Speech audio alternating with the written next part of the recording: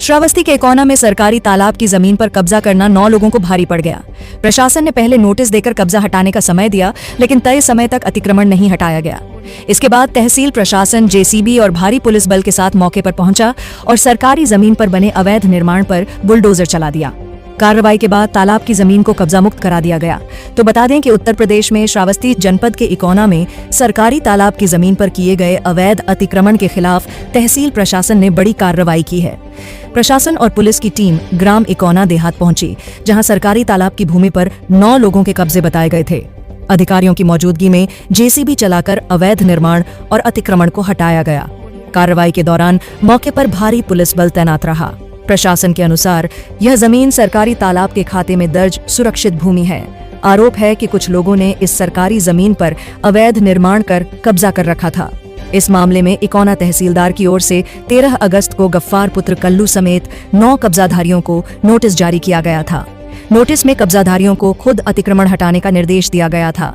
प्रशासन की ओर से यह भी बताया गया था कि मामले में न्यायालय पहले ही बेदखली का आदेश पारित कर चुका है। कब्जाधारियों को 16 अगस्त तक अतिक्रमण हटाने का समय दिया गया था, लेकिन तय समय सीमा के भीतर कब्जा नहीं हटाया गया।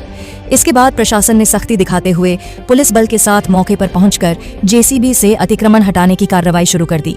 अधिकारियों की मौजूदगी में सरकारी तालाब की जमीन पर बने अवैध निर्माण को ध्वस्त कराया गया और भूमि को कब्जा मुक्त कराया गया। कार्रवाई के दौरान किसी भी स्थिति से निपटने के लिए पुलिस बल मौके पर तैनात रहा। प्रशासन ने नोटिस में यह भी स्पष्ट किया था कि अतिक्रमण हटाने की कार्रवाई में आने वाले खर्च की वसूली संबंधित कब्जाधारियों से की जाएगी।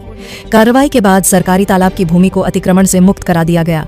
प्रशासन की इस कार्रवाई से इलाके में चर्चा बनी रही और सरकारी जमीन पर अवैध कब्जा करने वालों के खिलाफ सख्त कार्रवाई का संदेश भी गया।